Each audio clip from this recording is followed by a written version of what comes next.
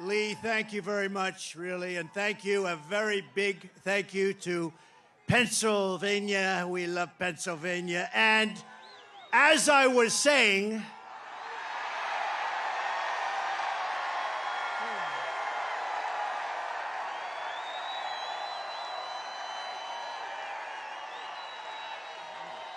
oh, I love that. I love that chart. I love that graph. Isn't it a beautiful thing? But also beautiful because look at the number. That's the day I left office. It was the lowest Border Patrol, the lowest it's ever been. Illegal immigration. Today it's out of control. But I love it for other reasons, too. You know that. So thank you very much. And thank Lee and what Lee has done with that song. And it's such an honor to have it.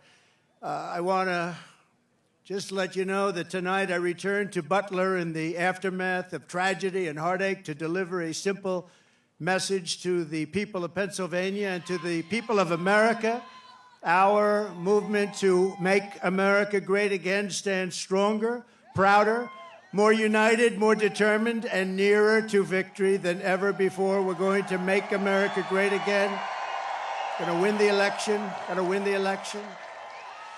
And to all Americans, whether you are Republican, Democrat, Independent, Conservative, or Liberal, or you have no label whatsoever, it makes no difference. Our movement, it belongs to you. It belongs to our country. It belongs to our country. And together, in just 1 month, we are going to usher in a new golden age of American security, prosperity, sovereignty, and freedom for our citizens of every race, religion, color, and creed. Exactly 12 weeks ago this evening on this very ground, a cold-blooded assassin aimed to silence me and to silence the greatest movement, MAGA, in the history of our country. MAGA. We love MAGA. For 16 harrowing seconds during the gunfire, time stopped as this vicious monster unleashed pure evil from his sniper's perch, not so far away. But by the hand of Providence and the grace of God, that villain did not succeed in his goal, did not come close. He did not stop our movement. He did not break out our spirit. He did not shake our unyielding resolve to save America from evils of poverty, hatred, and destruction. Yet we are here this evening in record numbers. This is a big crowd. This is a big one. This is a big one. Not only to mark the triumph of American spirit, but over, and you know that this is really, truly, in the truest sense, spirit over evil and adversity, but also to pay tribute to some of the best and bravest we have ever known. This field is now a monument to the valor of our first responders, to the resilience of our fellow citizens, and to the sacrifice of a loving and devoted father, a really great man. You know that. Forever afterward,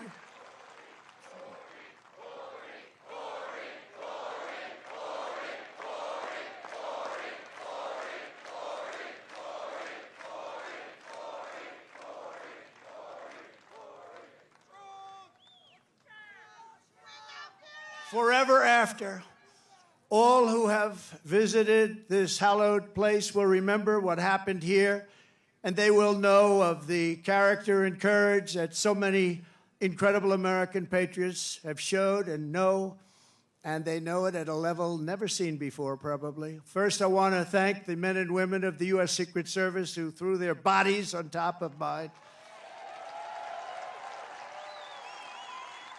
without even a thought for their own lives. They were on top of me so fast.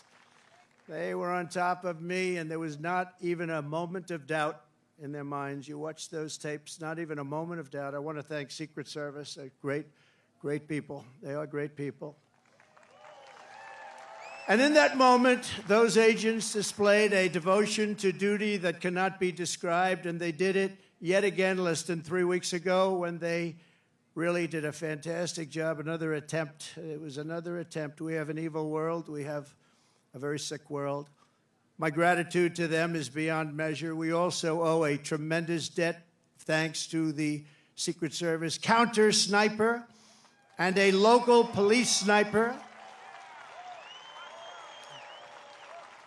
who returned fire within seconds and stopped the shooter quickly and saved many lives. If he didn't stop, he saved many lives. He had a lot of bullets, a lot of ammunition up there with him. And we are, I mean, just amazing when you think they did it so quickly without any knowledge of what was going on, boom. And had that not happened, it would have been a very different story. It would have been many, potentially many people. I also want to express our thanks to the Butler Township Police Department, incredible people. The Butler Sheriff's deputies, Pennsylvania State Police, and all of the other law enforcement heroes, as well as the emergency personnel and doctors, the medical teams at Butler Memorial Hospital, Allegheny General Hospital, who rushed me and rushed some of these very badly wounded people. They were wounded, a lot of badly wounded people, and in particular, two people. And I tell you, they were very brave and great people. They were big Trump fans, and they still are. That means something. That was pretty amazing. You know, when I got up, I asked whether or not anybody was killed. I assumed that there would be a lot because I heard the bullets winging right over my head. They said probably 3. The doctors did such an incredible job. It was one great gentleman, but the other 2 have been amazing, actually. They've gone through it. They've gone through a lot. And when the crisis struck, they did really Pennsylvania proud. You've heard that expression, Pennsylvania proud. It's a great place. I went to school. I went to college in Pennsylvania. It's a great place. The people are incredible. Also, and I have to say, after returning to the field tonight, is one of the really brave Americans who was hit by the assassin's bullet, U.S. Marine veteran David Dutch. David, thank you. Thank you, David. Thank you, David.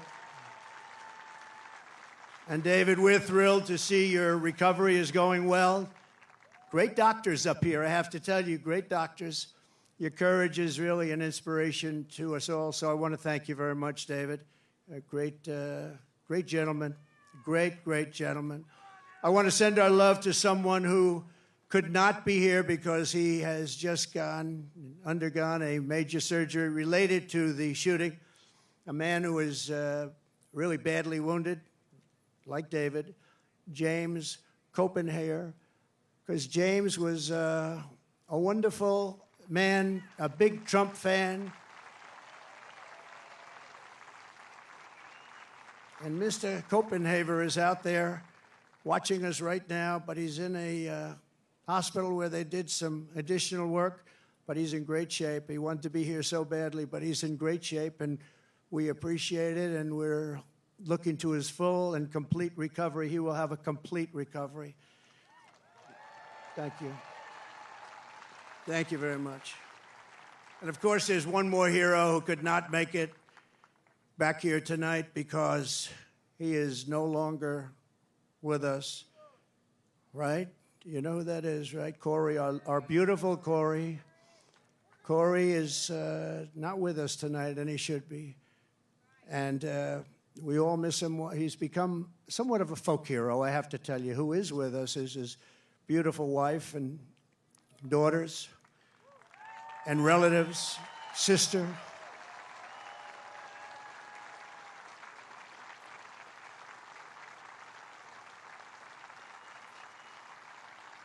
Please, where are you? Where are they sitting?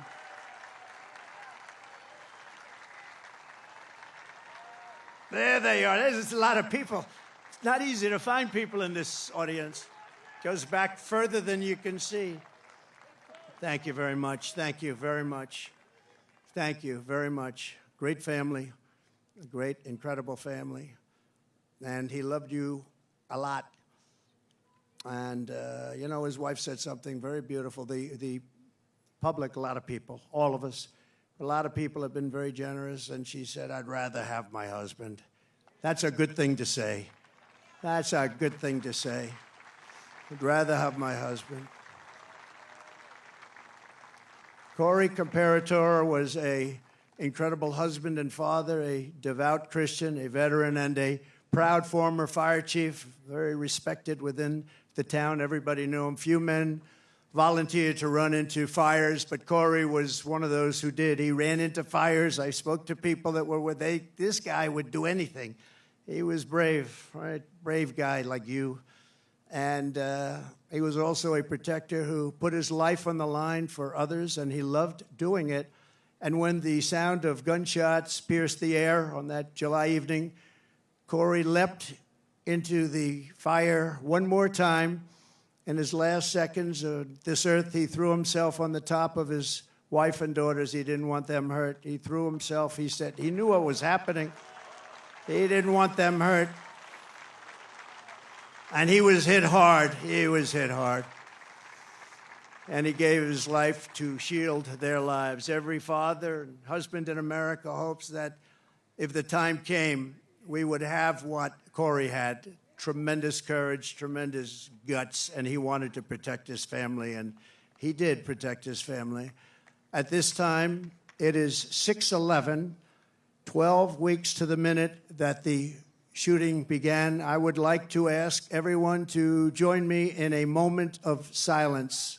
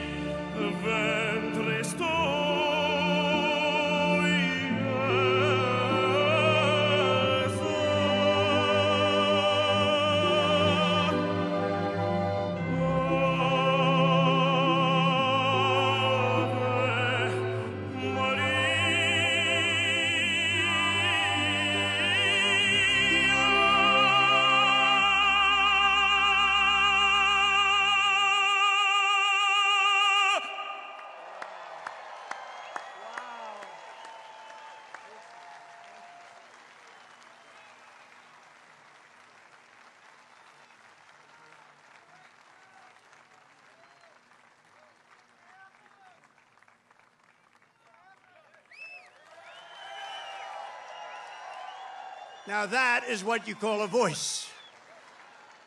One of the greatest opera singers in the world, and Christopher Macchio, who's truly a great talent, is going to be back when I leave, and I'm going to stay backstage watching every song. He's going to sing 3 or 4 great songs, Nessa Dorma and others. And so I wouldn't leave your seat too fast when we're finished today, but this is in honor of 3 great people, actually, 3 great, and in particular, Corey. And we appreciate it, but that is a real voice, isn't it, huh? That's not... What do you think, Mr. Future Vice President? Pretty good, right? I don't know if you could do that, J.D. I don't know. I don't think J.D. can do that. In the face of murderous hate, Corey answered the most selfless kind of love. We are joined this evening by Corey's incredible widow, Helen, his 2 precious daughters, Kaylee and Allison, and his sisters, Kelly and Dawn. Thank you so much. Thank you so much. This is an incredible tribute. This is a tribute like no other, and he deserves it. To Helen and the entire family, I can only begin to imagine the depths of your grief, but I want you to know that just like you, we will carry his memory in our hearts for as long as we live. Everybody in this stadium and everybody that was there on that tragic evening, we are thinking about Corey. We think about him a lot. I know he's looking down on us right now from heaven, smiling at his beloved wife and daughters and his mother, Karen, and his entire family. And he's with you, and he's going to be with us for a long time because, you know, some people just don't die in vain, and what he's left behind is incredible. And so God bless you, Corey. God bless you. Thank you very much. God bless you. You know, I just one little story. Helen told me that on the day that they came to the rally, Corey was really excited because somebody gave him great seats right up front here with the people from North Carolina, the ladies from North Carolina. This is their 227th rally. I don't know what's going on with them. Those beautiful ladies. But they always seem to have good seats. You know? But Corey had the best seat in the house, and he was telling his wife and family on the way over in the car, he said, I'm telling you, he's going to invite me up on the stage, because I do that sometimes. I take people, we invite them up on the stage. And she smiled, thinking it'll never happen. And little did anyone realize that Corey would be on the stage 3 months later in an almost immortal position. And that's where he is today. He's on the stage in I think it's a truly immortal position. So the love that he showed on that day and throughout his life is the love that sustains the entire movement, love that our families have, and it's love of our communities and love of our country. It's a force more powerful than any hatred and malice, because even in the darkest hours it shines forth as a guide, and it guides us like nothing could ever guide us. It guides us really like a candle in the night. And so it's love like Corey's that is joining us to save our country, that's going to heal our country, and that is going to reunite our country as one nation under God, indivisible, with liberty and justice for all.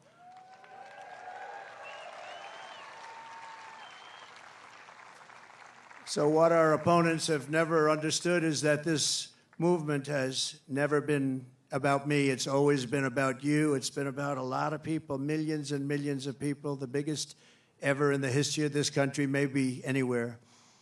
And everyday people who are the heart and soul of our country. They love our movement, they love our country, and they know they're doing right. Your hopes are my hopes, your dreams are my dreams, and your future is what I am fighting for every single day.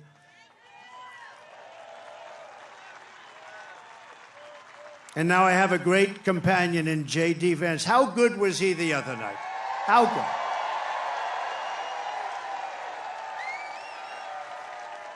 He was great.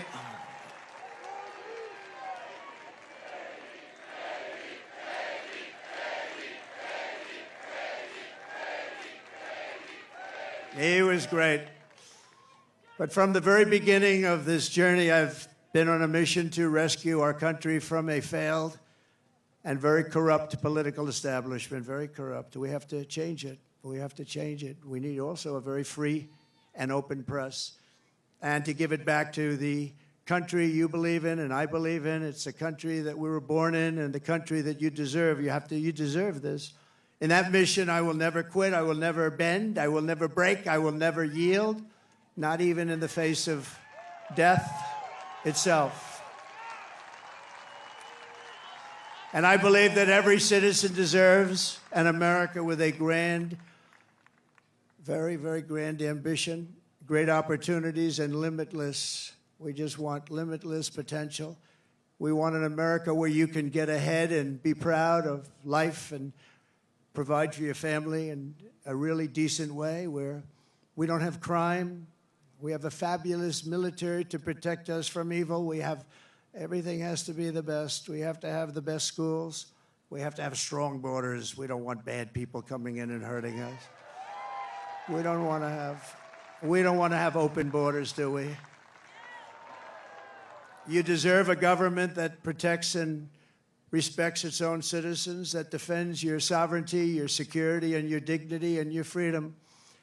You deserve a nation that builds things, again, makes things better, that aims for the stars once more, and that once again commands respect. And we want to get respect like we had it 4 years ago. The entire world respected us. They respected us. They respected us more than they've ever respected us. And now they laugh at us. We can't have them laugh at us, can we? Above all, you deserve leadership in Washington that does not answer to the lobbyists, to the bureaucrats, or to the corrupt special interests, but answers only to you, the hardworking citizens of America, of which there are a lot of them. We have a lot of them. We have a lot of them. Over the past 8 years, those who want to stop us from achieving this future have slandered me, impeached me, indicted me, tried to throw me off the ballot, and who knows, maybe even tried to kill me. But I've never stopped fighting for you, and I never will. Never will. Never gonna stop.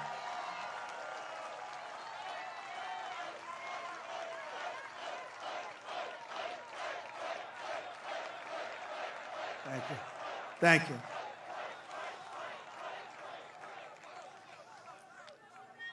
And in turn, you have always stood with me. You have always stood with me, no matter what. You saw what was going on. You saw the hoaxes and the scams. You saw everything that went on.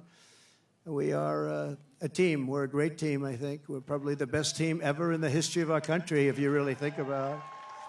We've fought together. We have endured together. We have pushed onward together.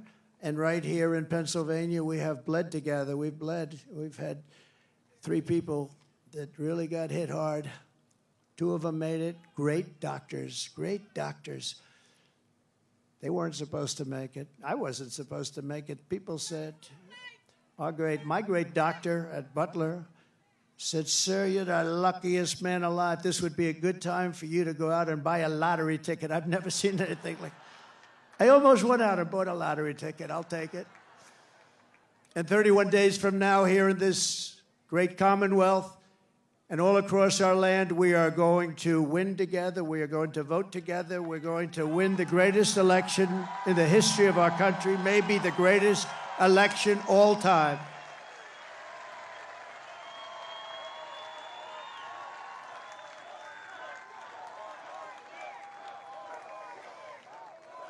After we all have been through all of this together, nobody's gone through what we've gone through. Nobody. Because I go through it, you're going through it too. But there's never been anything like this. You know, I always say there's an enemy from within and there's an outside enemy. And if you're smart, the outside enemy is not going to be a problem. Russia, China, North Korea. We're not going to have a problem if you have a smart president. If you have not such a smart president, then it's a problem. But we have an enemy from within, which I think is much more dangerous than the outside enemy. We stand on the verge of the 4 greatest years in the history of our country. We can make these the 4 greatest years. We'll turn it around so fast that your head will spin.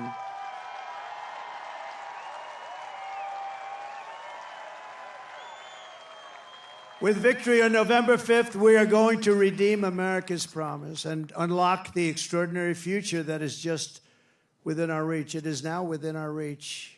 Think of it, 1 month from today, 1 month. We got to get there.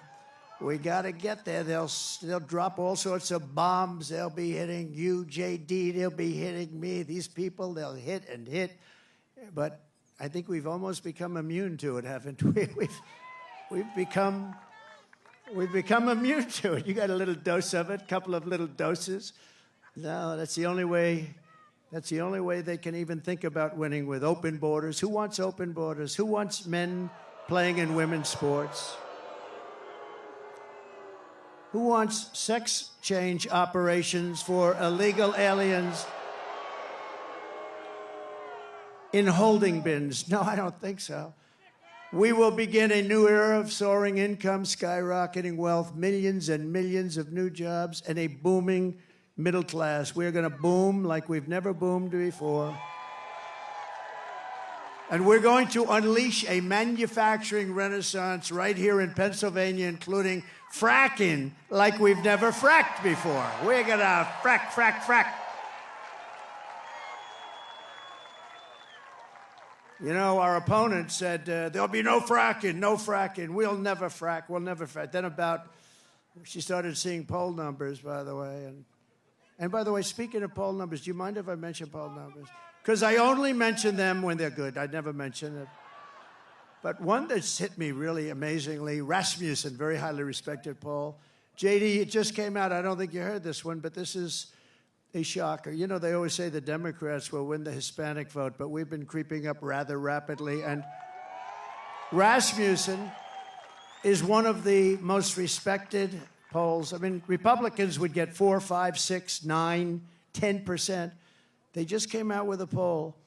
62% for Trump. Think of that. Think of that. And 34% for Kamala.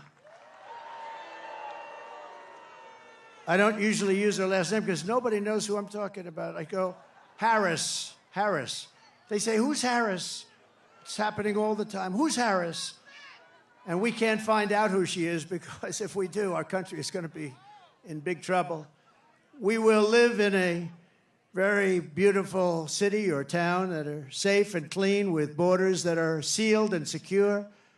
And again, we want people to come into our country. We all want that. We need that. But you know what? We want them to come in legally. They're going to come in legally and love for our country. And America will once again be strong and confident and free. And we're going to have that. We're going to have it strong, confident, and free. That's why I'm here today. You know, I could right now be having a beautiful life. I don't have to be here. I could be on a gorgeous beach someplace. I have such nice property. I could be in Monte Carlo, as an example, but I'd rather be in Butler with you. I would rather. I'd rather be in Butler. And I think JD would rather be in Butler, JD.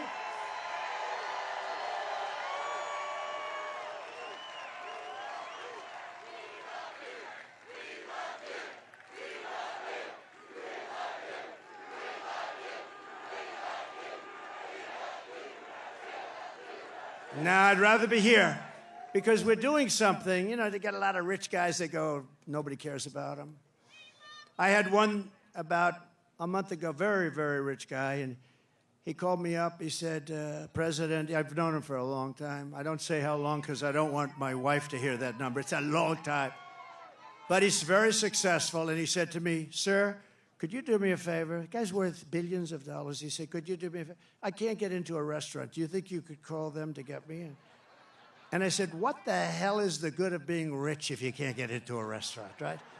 And I called the maitre d'. Hi, I'm a little embarrassed. Hi, this is Donald Trump. I recognize your voice. I said, would you do me a favor? A friend of mine is online about a mile back. This is a very successful restaurant. And he's got his wife. I described the wife. Could you possibly go get them? Could you go get them and bring them in? And he did. And my friend called me up the next day. He said, thank you very much. Thank you. Oh, doctor, please. Doctor in the house. Thank you. Thank you. Thank you very much, doctor. Yeah, thank you. Take your time, doctor, please. We got plenty of time, right? We got a lot of time.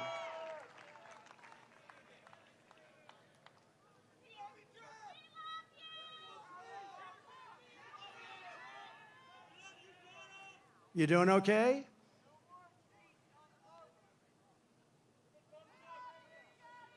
Take your time.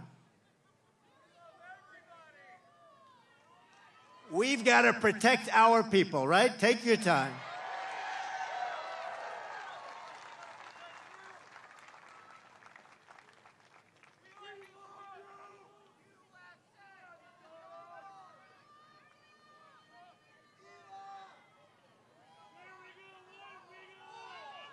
It's all right, doctor. Go ahead.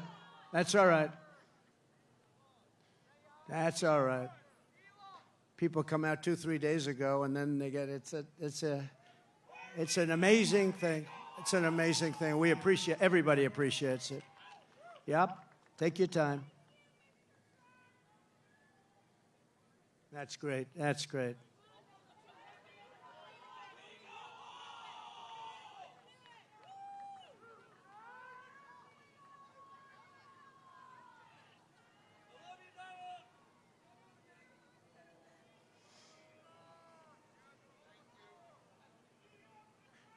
Do we have the greatest people in the world? We have the greatest people in the world. First responders, thank you very much.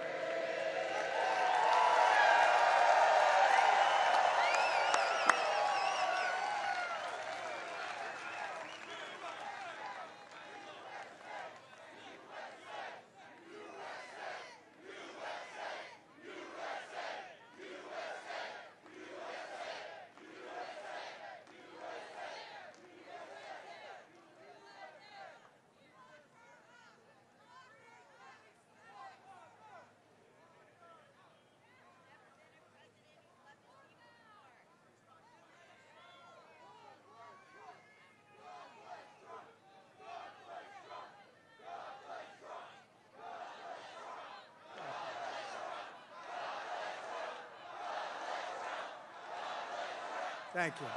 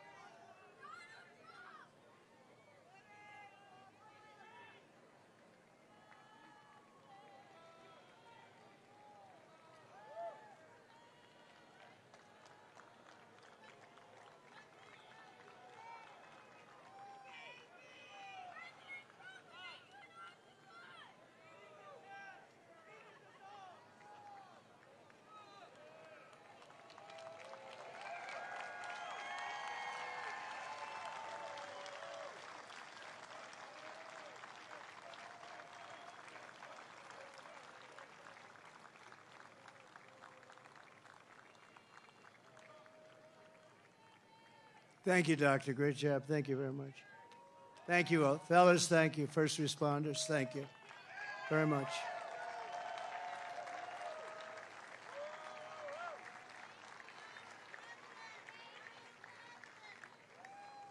People are here for a long time, and we appreciate it very much. And so sometimes that happens. A lot of times that happens, actually.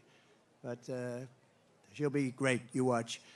So 12 weeks ago, we all took a bullet for America, and all we are all asking is that everyone goes out and votes. We got to win. We can't let this happen to our country. We can't take another 4 years like this. We won't have a country left. We're not going to have a country left.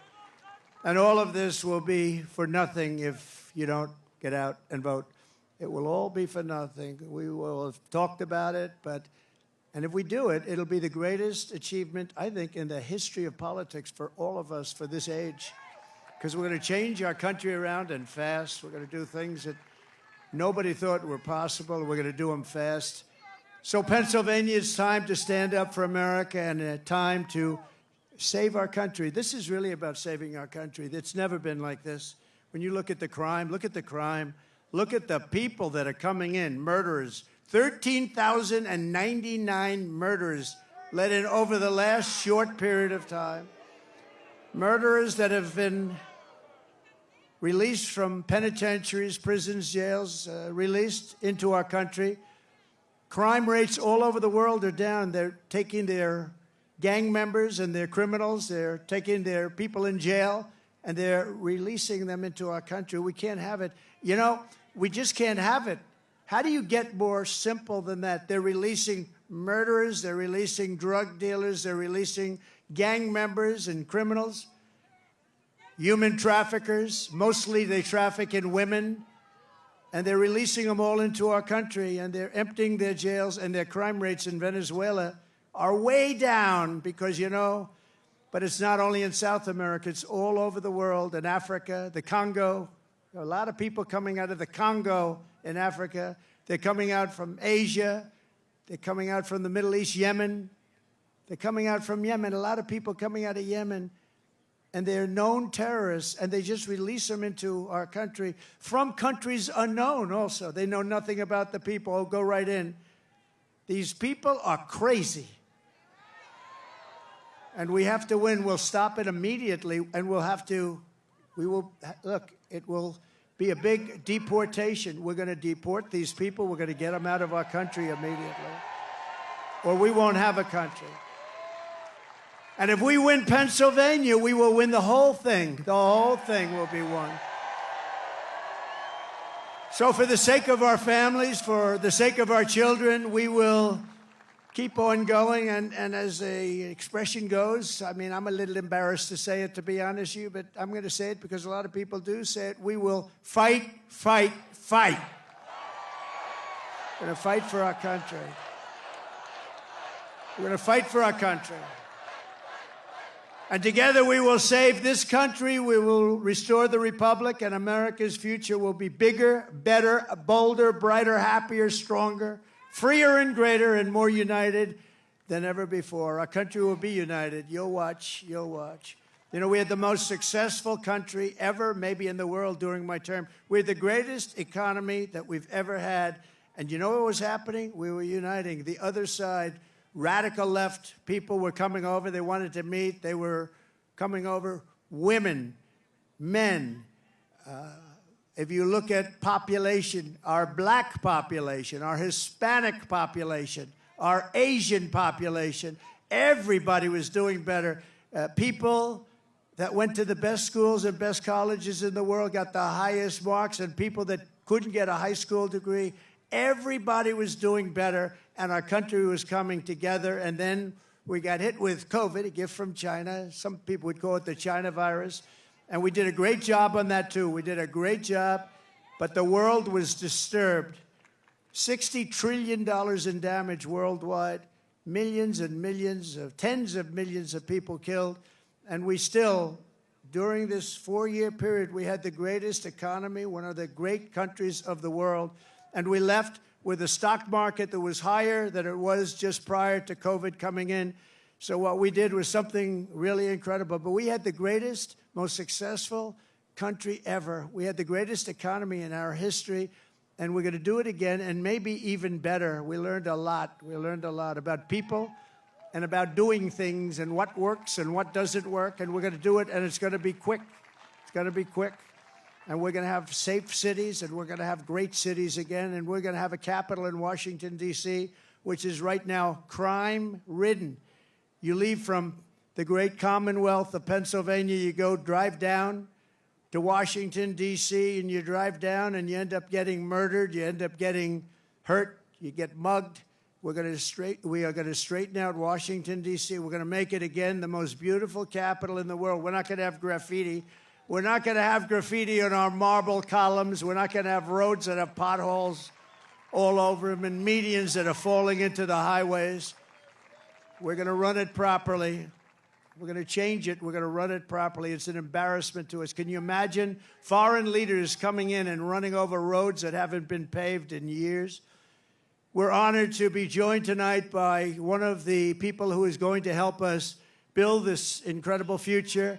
And he is a truly incredible guy. And I don't say that often.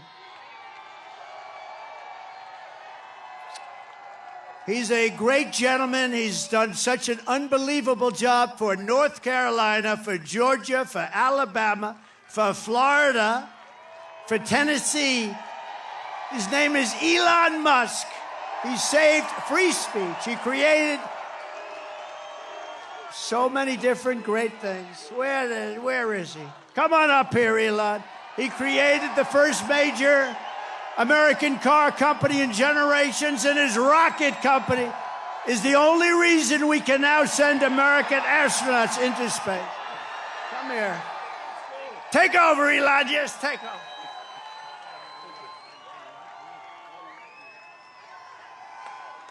Hi, everyone.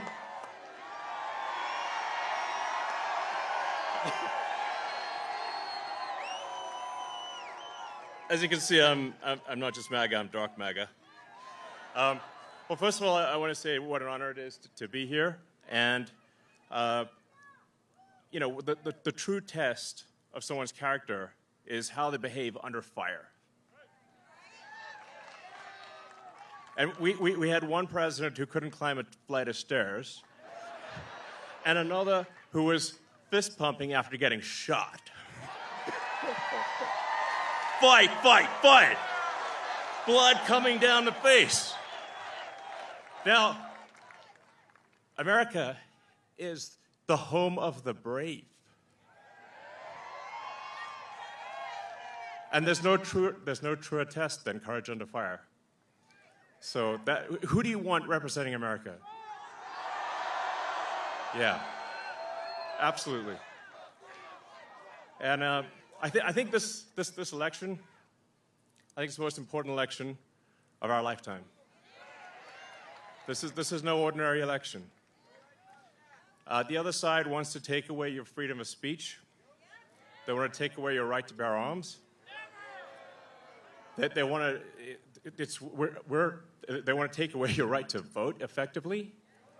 You've got 14 states now that don't require voter ID. California, where I used to live, is just passed a law banning voter ID for voting. I still can't believe that's real. So how are you supposed to have a good, proper election if there's no ID? It's just meaningless. And free speech is the bedrock of democracy. And if people don't know what's going on, if they don't know the truth, how can you make an informed vote? You must have free speech in order to have democracy. That's why it's the First Amendment. And the Second Amendment is there to ensure that we have the First Amendment.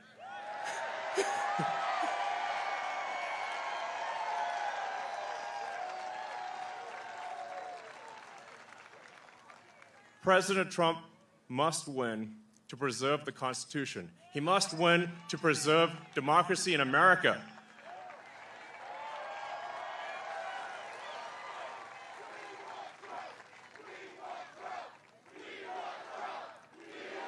Yes.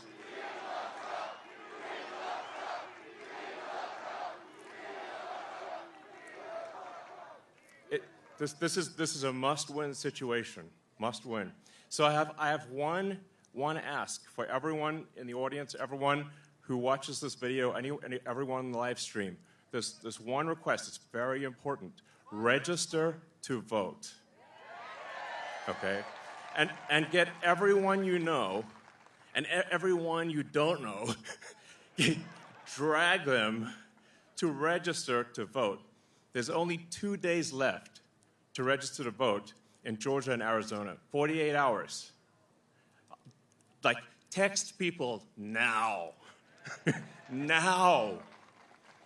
Oh, and then make sure they actually do vote. If they don't, this will be the last election. That's my prediction. Nothing's more important. Nothing's more important. So get everyone you know. So I'm speaking to people out there. Everyone in the crowd, I think, is already convinced. But for people out there that are watching the video, watching the live stream, you need to get everyone you know, at work, your friends, family, text groups, your social media, everything. Get them to register to vote right now. Only 2 days left for Georgia and Arizona. Only a couple weeks left in Pennsylvania. And if they're not registered to vote, it doesn't matter at that point. Register to vote. I'm being repetitive for a reason, okay? So nothing is more important.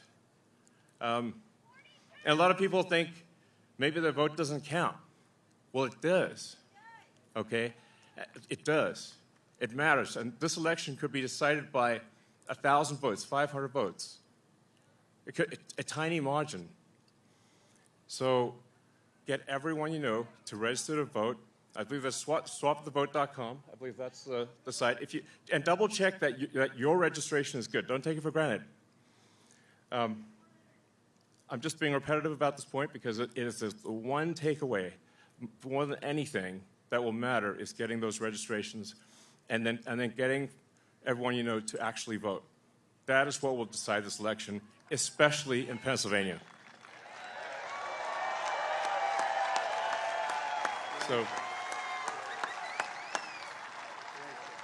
So thank you, and honestly, you want to just be a pest. Just be a pest to everyone you know, people on the street, everywhere. Vote, vote, vote. Fight, fight, fight. Vote, vote, vote. Thank you.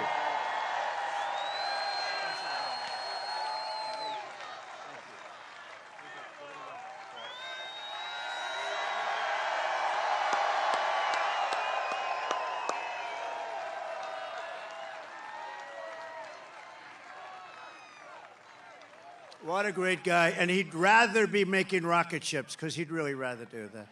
Nobody better. I think he's got 90% of the rockets that go up. But Elon, thank you very much. Incredible, incredible. What he says is true.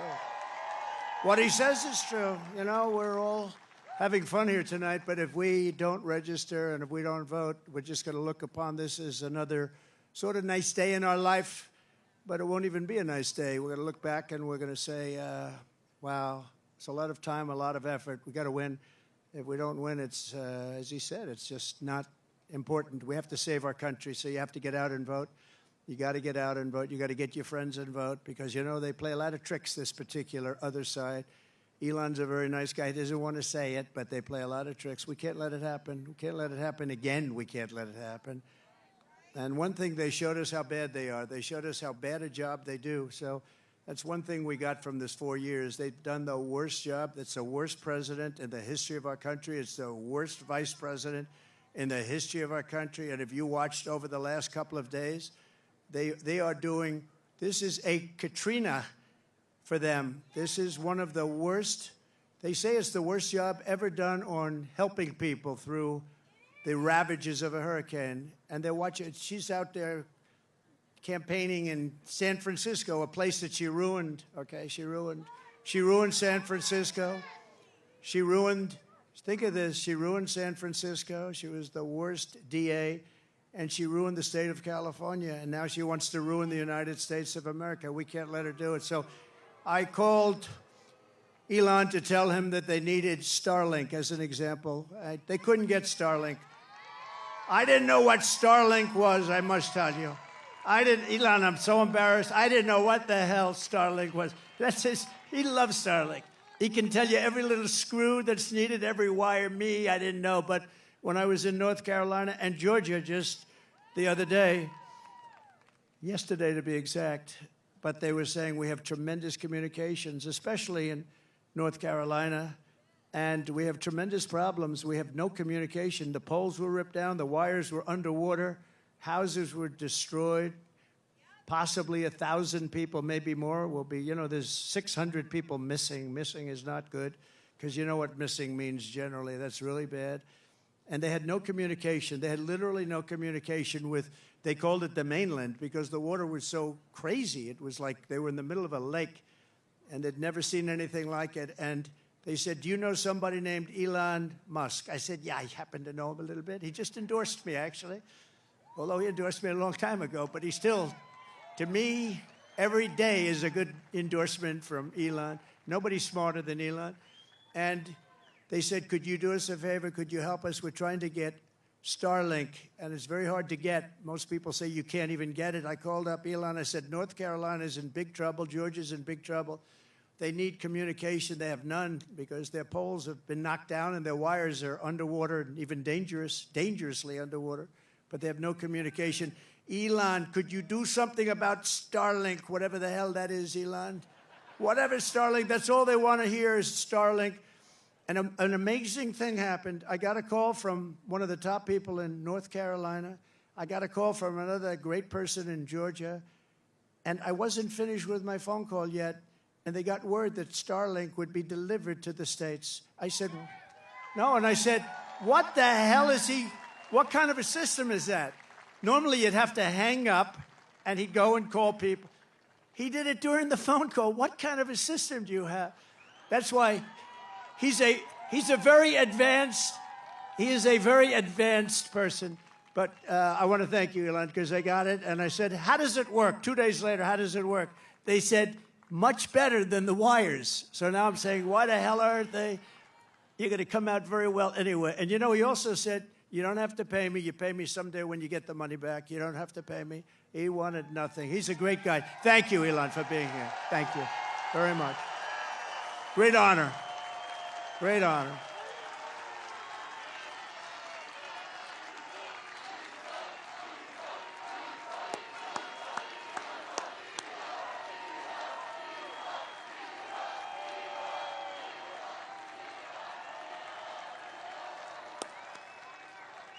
Thank you, Elon. And that's heartfelt. I can't even see the end. That's a lot of people here today. We're also joined by a great gentleman, a top, brilliant student. He went to a tremendous college, and he graduated right at the top of his class. In 2 years, I didn't know you could do that. It's 4-year college. Then he went to the military. Then he came out, and he did fantastically inside the military. Then he came out. He went to Yale. Without the benefit of family ties. You know what that means, right? Without the benefit. That's pretty good without family ties. I don't know too many of those people. They had no family ties. He got in. You can't get in. And he graduated along with his wife. They're not going to have any problems with your kids academically, I can tell you. His wife and him were like the top students in the class. But he went to Yale Law School, and then he went out into the private sector, did great. Then he ran for the Senate, and he did fantastically. He won. And he's like a rocket ship. He's like one of Elon's rocket ships, the way his career is going. But you see why, because he's a really brilliant guy. And you saw that the other night in the debate, right? You saw that the other night in the debate. You know the expression they have? If that were a fight, they would have stopped it, right? So I just want to thank J.D. I was always confident in that pick. And we had great people, too, J.D. We have every one of those guys were great. Every one of them would have done a great job. It was amazing. But we appreciate the job you're doing. And he's also very energetic. And he'll go on anywhere. He'll go on MSDNC. I say, oh, he's on that. He'll go on CNN. It's like he has no problem. He swats them like this. He has no problem. No, it's true. Other people say, sir, I'd rather not do that one. I'd rather not do that one, sir. I'd rather not do them because they are, you know, very, with him, he doesn't care. He says, they're not going to outsmart me.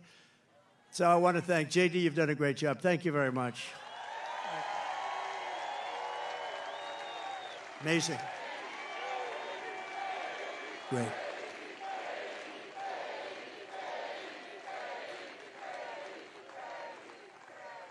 We have a lot of senators and a lot of people from Congress. I'm going to introduce a few of them that are really outstanding, and they are warriors and they're great patriots. Senator Eric Schmidt. Where's Eric Schmidt? He's around here someplace. Nice, tall, handsome guy. Thank you, Eric. What a great job you've done. He helps us so much with the Senate, and we've got a great Senate. We have to get a couple of more senators elected. I think it's going to happen, too. I think it's going to happen. We have members of Congress here. Dan Muser. Dan, where's Dan? Great. Great job. Real warrior. These are warriors.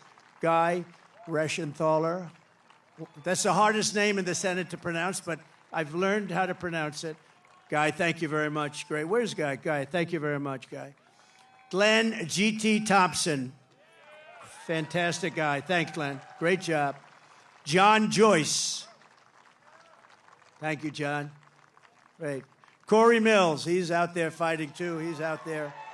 He is out there in North Carolina, Georgia. He's out there helping people.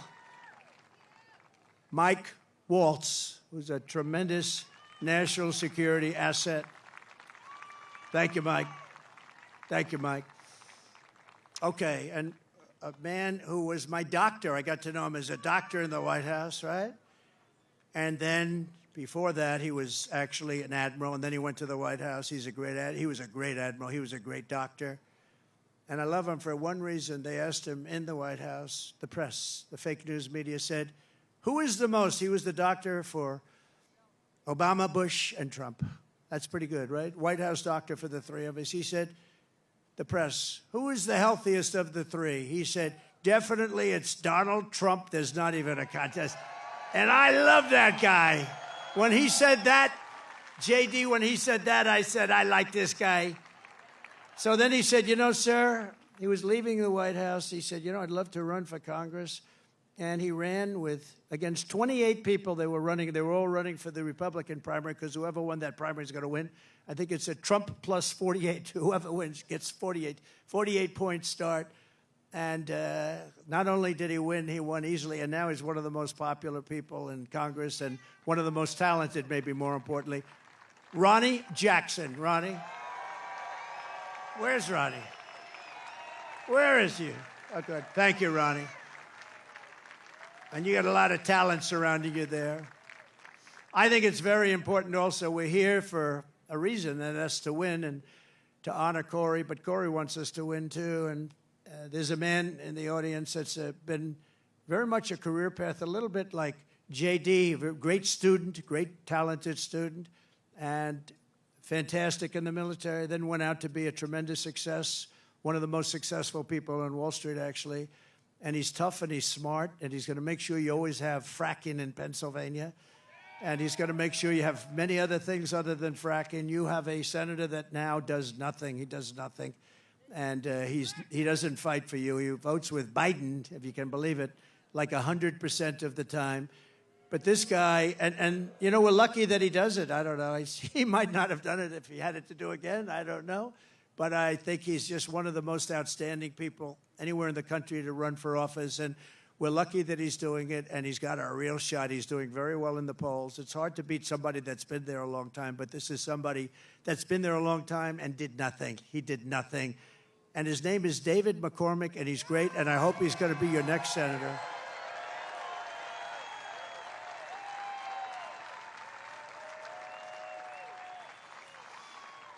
And I see somebody else I didn't know he was here. Mike Kelly. I see Mike Kelly here.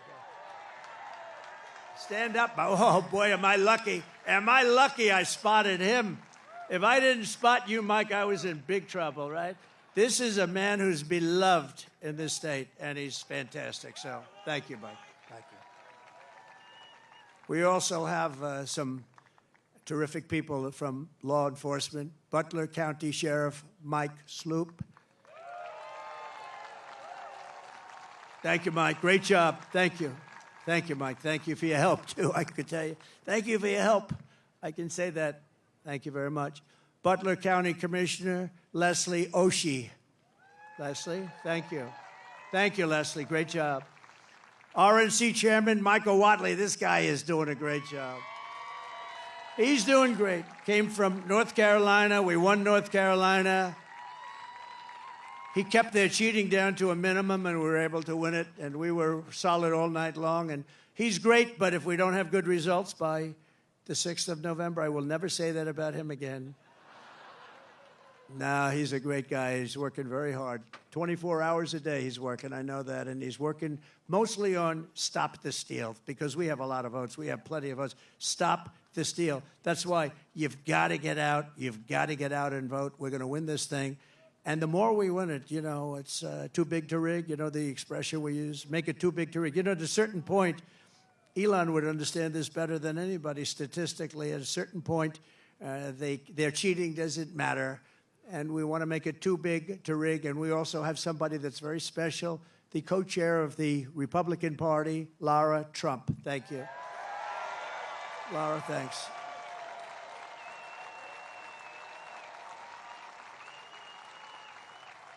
And, you know, oftentimes with families, they say, oh, you know, why did you put that one in or this one in, and all the different people. So many people have problems with that. In her case, everyone said, how the hell did you get her to do it? She has been unbelievable, so thank you very much. Comes from North Carolina, and I have a feeling she's going to be spending some time down there a little bit. And she's married to my wonderful son, Eric, who's right here. So, Eric, please stand up.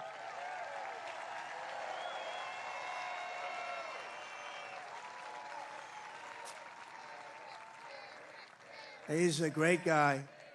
Eric has a distinction.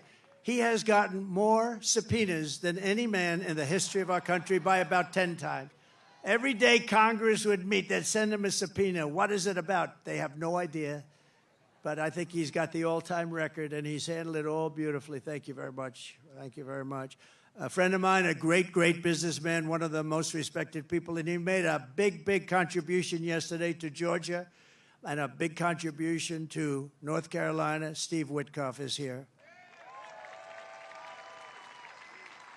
Hi, Steve. Thanks.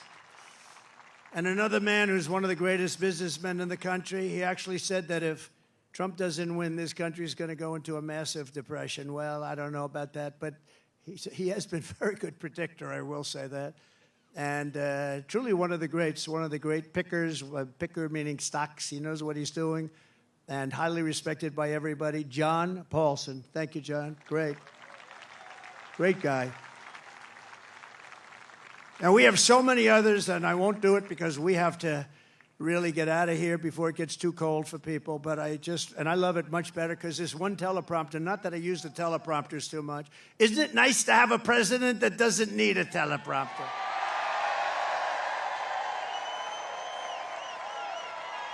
No, we don't need it. But this one was right smack in the sun. Great job back there, fellas. They said the teleprompters are working fine. Well, thank goodness. Did you see what happened the other day with the teleprompter with her? That was not a pretty sight. The teleprompter went off and she went off too. She didn't know what the hell happened. And you know, teleprompters are very dangerous because they go off a lot. You have to be prepared for them to go off cold blank. You'll have 100,000 people. You have 75,000 people. You have this. And if the teleprompter goes off, you got to be able to move. She did not move well. This was not a good situation. But three more heroes from July 13th who rendered first aid to Corey incredibly. Dr. Jim Sweetland. Rico Elmore, who was unbelievable. Rico, you were unbelievable. He ran over, National Guard. He ran over and grabbed Corey, and Corey was still living, and he was doing mouth-to-mouth resuscitation on a man who was really in bad shape like nobody's ever seen, and his family appreciates it, and I do too. So thank you, Rico, very much. Right? Amazing, amazing, amazing the people that we have. And you learn about them under times like this. That's when you really learn. So we're going to be seeing Rico again. And Ed Shear, fantastic job. Thank you, Ed. We appreciate it. Thank you, Ed. Thank you. Thank you very much, Ed. Great job. In addition, this evening, we have to send our prayers and support to all the families affected by Hurricane Helene.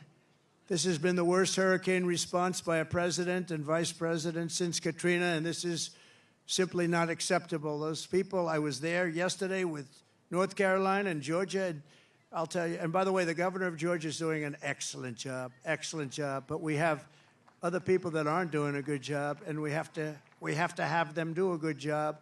But the federal government is doing a very bad job. They are not doing the job, and we have death and destruction that we haven't seen maybe ever. It's a real bad one, and they have to get people there because they don't have people there. They don't have the people.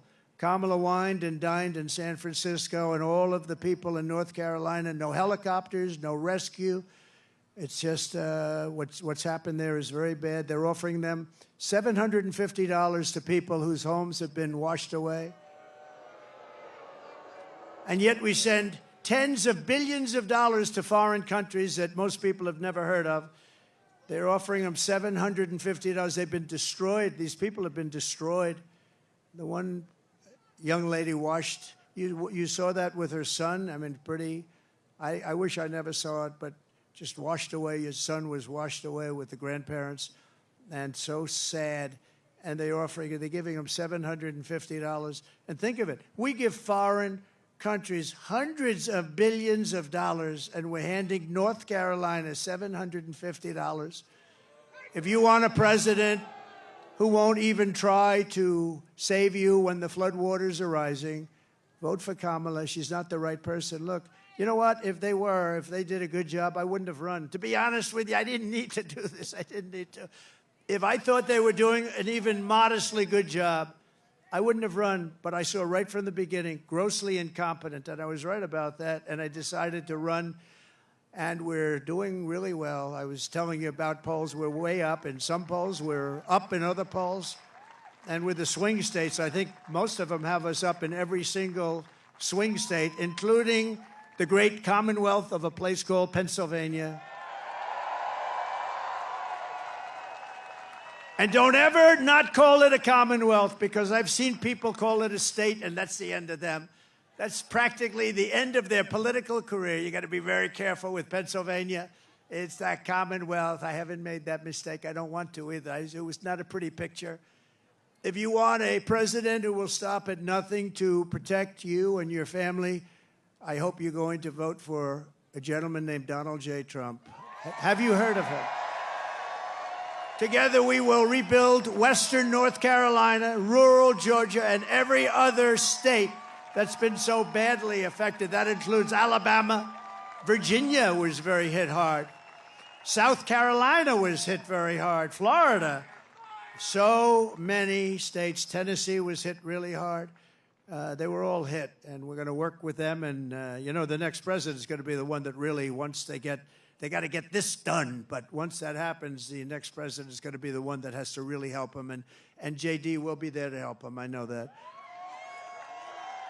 2024 is the most important election in the history of our country. And here are the facts. My opponent, Kamala Harris, is the most incompetent and far-left nominee ever to run for president. You know, she's much further left than crazy Bernie Sanders. You know that. She wants to open borders. She took the most secure border in U.S. history and turned it into the worst border in the history of the world. Remember, she was appointed border czar. She says she wasn't now after 3 years, but she was. But whether she was or not, she was in charge of the border. And the other day I saw her get up and say, we will do this, we will do that. Why didn't they do it 4 years ago? Why didn't they do it? The damage is so bad, and so it's been done. She let in 21 million illegal aliens from all over the world, from prisons and jails and mental institutions and insane asylums, and they're terrorists at record levels, at levels we've never seen before.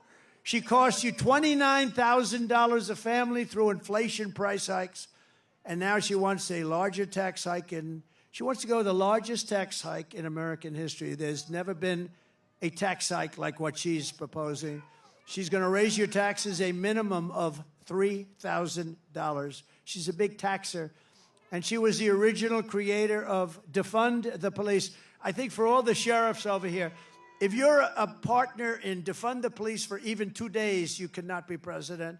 But she was one of the founders of Defund the Police, and she still believes that, by the way. I don't know how anybody could, but she still believes that. And if she ever had a chance, there's a good possibility she'd go back to it.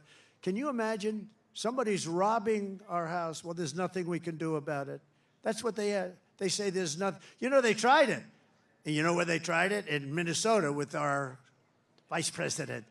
And it wasn't working out too well. It was working out very well for the robbers and the criminals. That's the only one it was working out well for.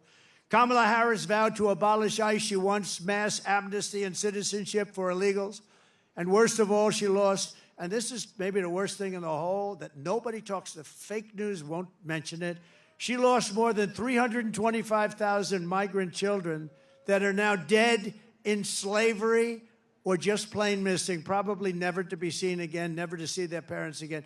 But this isn't like, this is 325,000 have been lost. She praised the idea of a 70% to an 80% tax rate. She imposed a natural gas export ban on Pennsylvania, which is killing your energy workers and your pricing. You know, you have one of the highest energy costs in the country, and yet you're sitting on top of a massive amount of energy that she doesn't want to get. It's been a disaster for your state, and now she's vowed repeatedly. Now, all of a sudden, she changed her mind. But when, you know, with politicians, it's always the first statement that comes out to be the one they want. So she spent 14 years knocking fracking. We're never going to have fracking. We're not going to frack. All of a sudden, a little while ago, she came out, I love fracking very much. No, she'll go back to it. And she even endorsed free sex changes for illegal aliens in detention at taxpayer expense. I don't think Elon likes that idea. These are not ideas that Elon Musk likes too much. And it was just announced yesterday in California, and he took this one from me. I'm so upset. But think of it, that the far less than average governor, Gavin Newsom, has banned any and all ID requirements from voting and registering to vote. You're not even allowed to mention the fact, Elon, you're not allowed to mention the fact. You can't say, may I see your ID? If you do, it's a criminal act. This is a takeover of the country. You're not allowed to ask for an ID. If you do, it's a criminal count. Other Democrat states are following. This is only so they can cheat. There's only one thing that you do this for, so that you can cheat on elections. There's no other conceivable reason. Kamala Harris is a radical left Marxist. She is a woman that's not respected in Congress. She was laughed at Congress. Nobody thought she could win. You know, they did a coup. Whether you like him or not, I'm not a particularly big fan, but we had a debate, and the debate ended, and all of a sudden they come to him and they say, we want you out. You're not going to win the election. And he said, I don't want to get out. He got 14 million votes. If you believe in democracy or a system, he got 14 million votes. And she got none. She was the first one out, 22 candidates, and she never made it to Iowa. She quit before Iowa, and now she's running, and that's okay. But, you know, we spent $150 million beating Biden, and as soon as he was down and out for the count, they said, let's take him out. We'll give somebody else to run. Never happened before. We do a lot of firsts, I will tell you. We do a lot of firsts. But she's a person that rated even worse in every statistic than any other senator. She was rated at the bottom of the U.S. Senate. She's destroyed everything she touched, but the good news is that we have a plan to fix it. We're going to fix it. We're going to fix it fast. Nobody is going to stand for open borders. Nobody is going to stand for a bad military. Nobody is going to stand for education that's not proper. We're moving education back to the states. You're going to be running your own education. So we have, you know, in education, so important is what's more important than education, but we rank at the bottom of every list. They rank 40 major countries. We're at the bottom, but we're top of the list as the cost per pupil. We spend more per pupil, per student, than any other country anywhere in the world. So we're number one in that, and we're number 38, 39, or 40 every single time. And you have Denmark, you have Sweden, you have Norway, you have China. It's always a top 5. Can you believe it? China's a top 5. That's amazing. But we're going to move our education back to the states. So places like Indiana and Iowa and Idaho and states that you don't even hear too much of because they're so good and so well run, they're going to run their own education. And you know what's going to come out of that? A Denmark, a Norway, a Sweden, maybe, I don't even know, China. Can you imagine China with 1.4 billion people is a top 5, and we're close to 40. We are 40 sometimes. Starting on day 1, I will seal the border and stop the migrant invasion into our country. We will begin the largest deportation operation in the history of the United States. Dwight Eisenhower right now has that record. It's not, and by the way, it's not something I want to do. I dread having to do it, but we have no choice. What they've done to our country is not even believable, especially the criminals, the criminal element that's in our country. And again, all over the world, crime rates are down because they've taken their criminals and they've dumped them into the United States. And you know what? I would have been worse than them. I would have had it done even faster. They've dumped them into the United States of America, and that's what we have. And it's dangerous out there. We're getting them out. We're getting them out quickly. And we will defeat inflation, and we will make America affordable again. And it's going to start with liquid gold. We have more liquid gold, oil and gas under our feet than any nation in the world, including Saudi Arabia and Russia. We will become energy independent like we were just 4 years ago. You know, 4 years ago, we were energy independent. Can you believe it? And then we were going to become energy dominant. We will be dominant within a matter of months, and we will make so much money. We are going to drill, baby, drill. And we will again open ANWR. Ronald Reagan tried to do it. Every single president from before Reagan tried to do it, and I got it done. ANWR is the largest drilling site anywhere in the world. It could be larger than Saudi Arabia, could be larger than Russia. It's in Alaska.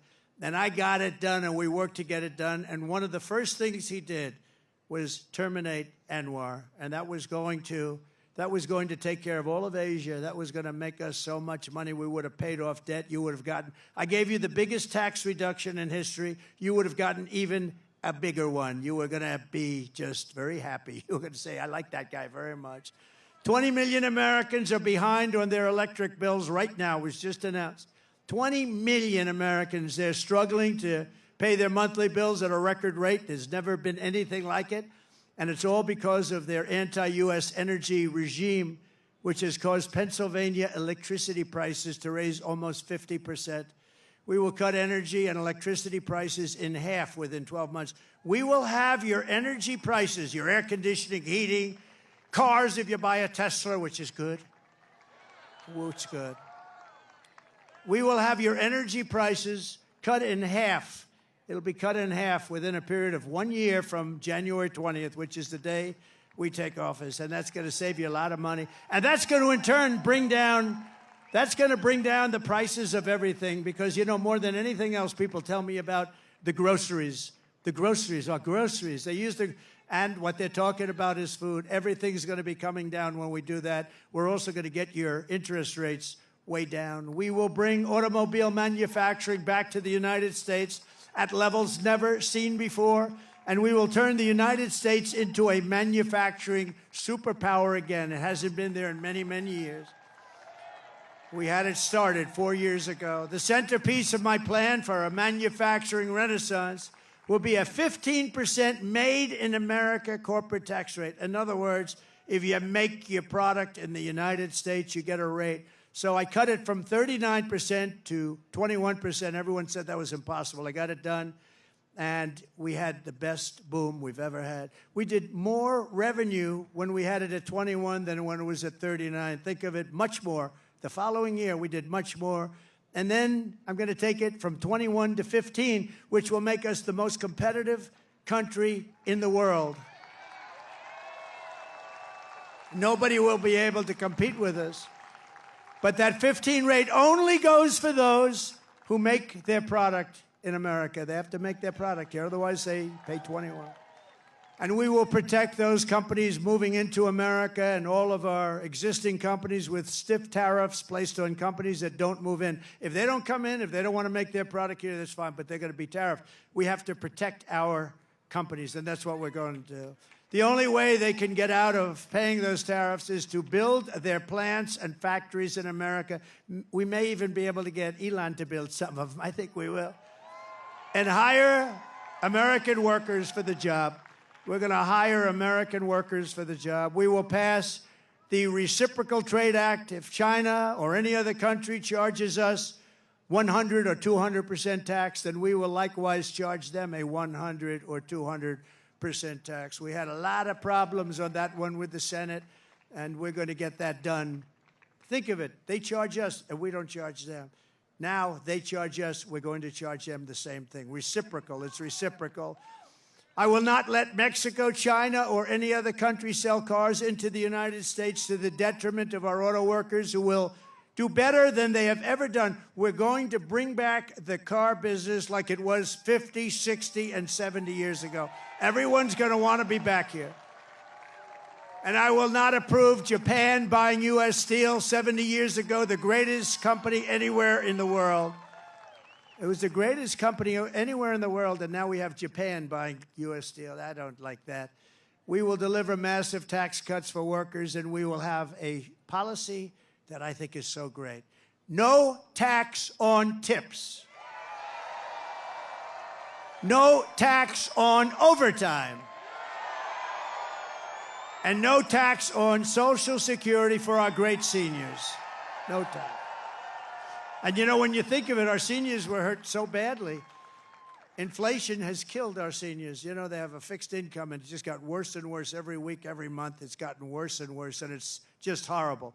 And they haven't gone down. They've only gone up. Prices have still only gone up. And while working Americans catch up, we're going to put a temporary cap on the credit card interest rates at 10%. People are paying 28% interest, 25% interest. I will always protect Social Security and Medicare with no cuts. We're not going to do anything with Social Security, but they're going to destroy Social Security because all of the migrants coming in are going on between Medicare, Social Security, other programs, and nobody is able to afford it. I will settle the war in Ukraine. I will end the chaos in the Middle East, and I will prevent, I promise you, World War III. We're not going to have World War III. And right now, we're very close to having it. We will lead the world in space exploration. Thank you, Elon. We will lead the world in military, and we will reach Mars before the end of my term. Elon promised me he was going to do that. I don't know. Can you do that? Stand up. Can we do that? He wants to reach. I think he's going to do it. JD, work on him. Work on him.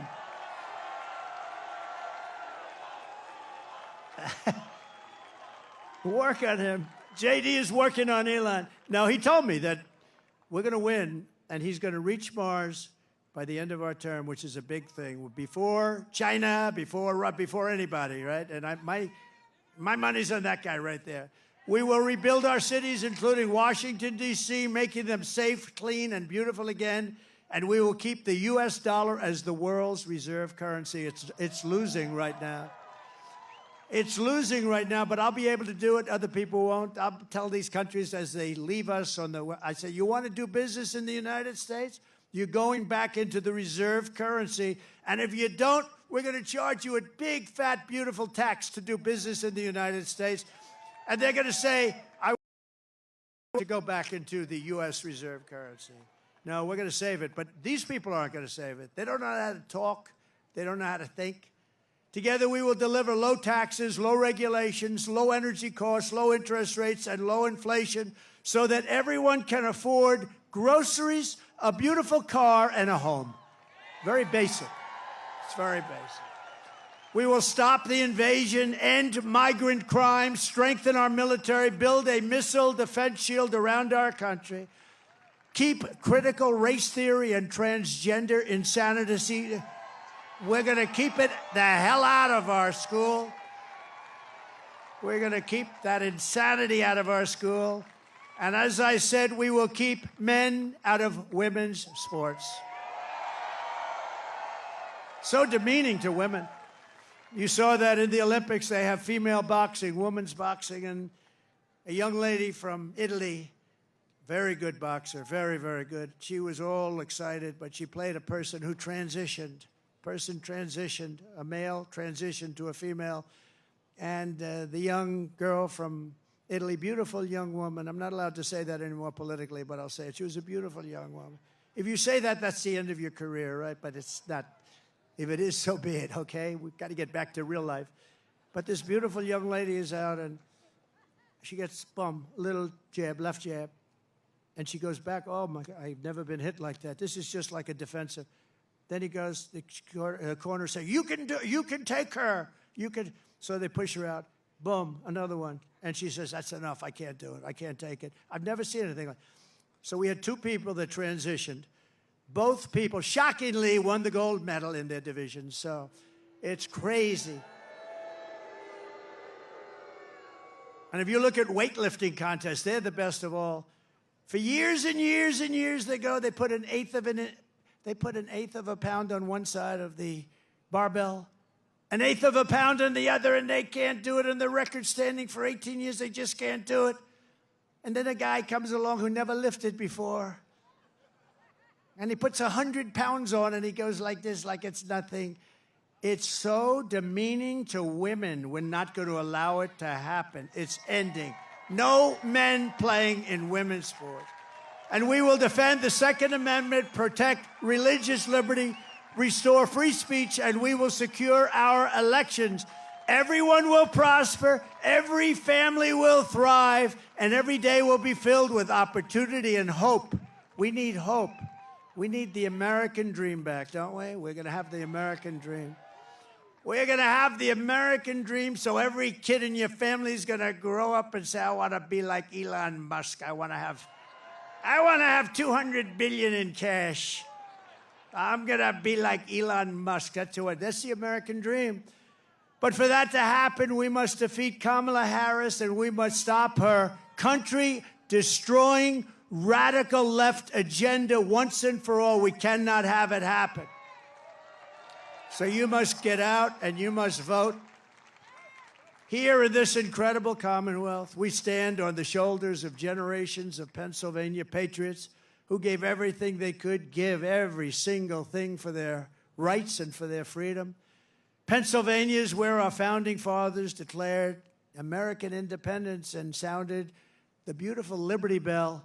It's where the Army weathered its brutal winter at Valley Forge, where General George Washington led his men on a daring mission across the Delaware, and where generations of tough, strong, beautiful miners and steelworkers put Pennsylvania's spirit into every single thing they did. And from Gettysburg to Germantown and Philadelphia to Barron Hill, and from Brandywine to right here in Butler, this is the place where Pennsylvania patriots poured out their blood with the love of their country. They love their country so much. And so in honor of all those American heroes who came before us, we will press forward. We will push onward, and together we will win, win, win. We're going to win, win, win. Nothing will sway us. Nothing will slow us.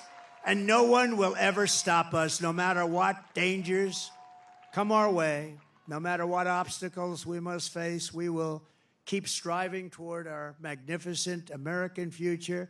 We will not fail. We will not allow ourselves to fail. From this day forward, we will always put America first, and we will take back and save the United States.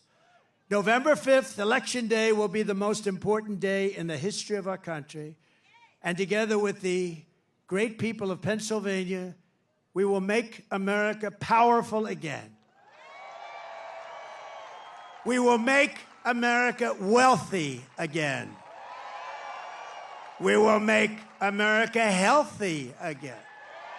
We will make America strong again.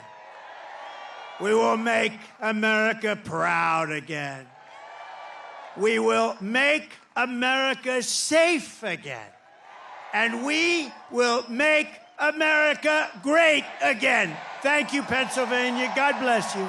God bless you, Pennsylvania.